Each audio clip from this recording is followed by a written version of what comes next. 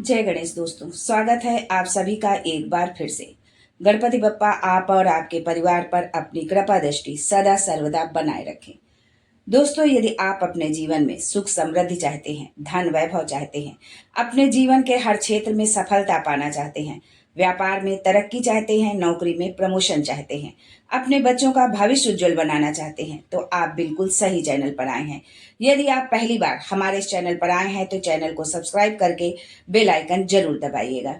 दोस्तों, 10 दिवसीय गणेश चतुर्थी उत्सव का समापन समारोह गणपति विसर्जन पूरे भारत में लाखों हिंदुओं के दिलों में एक विशेष स्थान रखता है। इस मार्मिक अनुष्ठान में भगवान गणपति की मिट्टी की मूर्तियों को जल निकायों में विसर्जित करना शामिल है, जो देवता की अपने दिव्य निवास कैलाश पर्वत पर वापसी का प्रतीक है।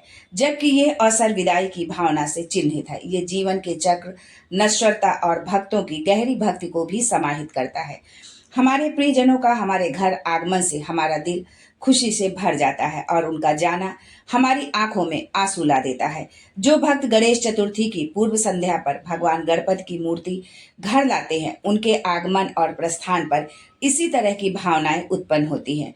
गणपति बप्पा सिर्फ आने वाले भगवान नहीं है, बल्कि परिवार के एक सदस्य हैं, जो हर साल अपने लोगों से मिलने आते हैं, कुछ दिनों के लिए उनके घरों में रहते हैं और फिर अपने निवास के लिए प्रस्थान करते हैं।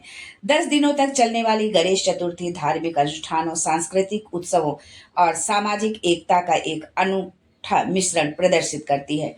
दोस्तों, आज के वीडियो में हम आपको बताएंगे कि 5वें, 7वें व अनंत चतुर्दशी या 11वें दिन गणपति विसर्जन का शुभ मुहूर्त गणपति विसर्जन क्यों किया जाता है, विसर्जन करते समय विशेष सावधानी क्या रखें, अर्थात विसर्जन से पहले क्या क्या आपको करना है।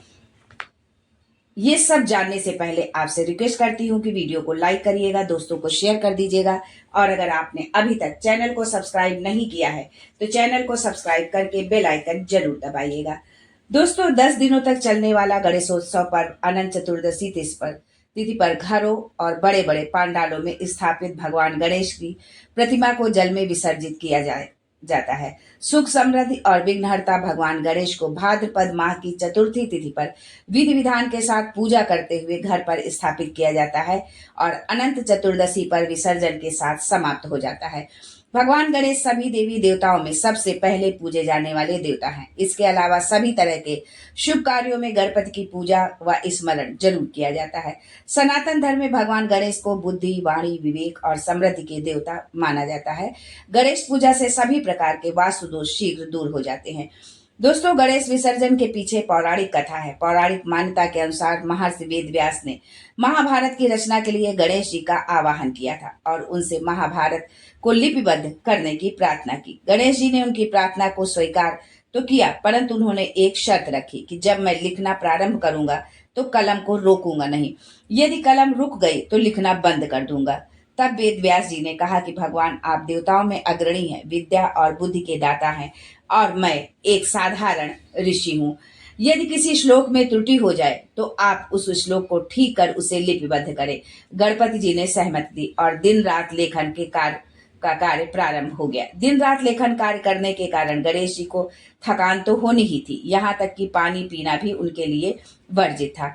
गणपति जी के शरीर पर तापमान बढ़े नहीं, इसलिए वेदव्यास ने उनके शरीर पर मिट्टी का लेप किया और भाद्रपद शुक्ल चतुर्थी को गणेश जी की पूजा की। मिट्टी का लेप सूखने पर गणेश जी के शरीर में अकड़न आ गई। इसी कारण गणेश जी का एक नाम पार्थिव गणेश भी पड़ा।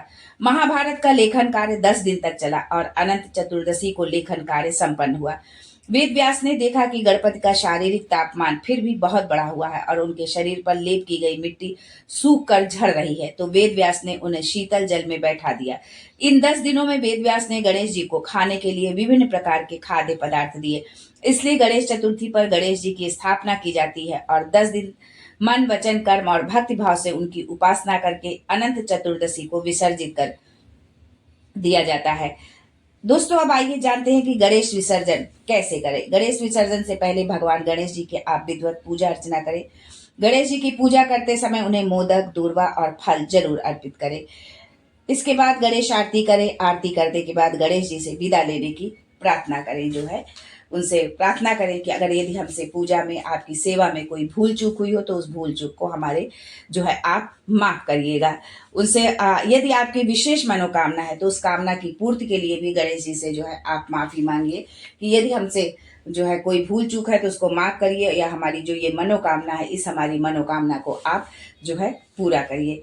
इस तरह से जो है भगवान गणपति का विसर्जन करें। विसर्जन करते समय इस बात का आप जरूर ध्यान रखें कि जब आप गणेश जी को विसर्जन के लिए अपने घर से ले जाएं तो वहां पर एक हल्दी और एक कुमकुम की दो जो है बिंदियां रख करके जाएं, जो रिद्धि और सिद्धि का प्रतीक होती हैं। तात्पर्य ये है कि बेटा यदि घर से बाहर जाता है तो बहुएं घर में रहती हैं, तो रिद्धि सिद्धि घर में रहेंगी तो आपके घर में जो है अनंत काल तक जो है लक्ष्मी बनी रहेगी, कभी भी कोई आर्थिक समस्या आपके जीवन में नहीं आएगी। इस बात का आप विशेष ध्यान करें। जब आप विसर्जन करने के लिए जाएं गणेश जी को लेकर के, तो विसर्जन करते समय गणेश जी का जो है को देखते रहें और उनके जो पैर है उस पर आपकी नज़र टिकी होनी चाहिए। उनका दर्शन करते हुए जो है आप उनको गणेश जी से को विदा करें और साथ में उनसे ये भी प्रार्थना करें कि अगले वर्ष जो है आप फिर जो है हमारे घर में आइए और विराजमान होइए। तो दोस्तों इस तरह से गणेश विसर्जन जो है करिए। भगवान गणपति बप्पा की कृपा आपके घर परिवार पर सदा सर्वदा बनी रहे, इसी कामना के साथ आज के लिए बस इतना ही। फिर मिलते हैं कुछ नया, कुछ अलग, कुछ अद्भुत लेकर। तब तक के लिए जय Ganesh and thanks for watching my video.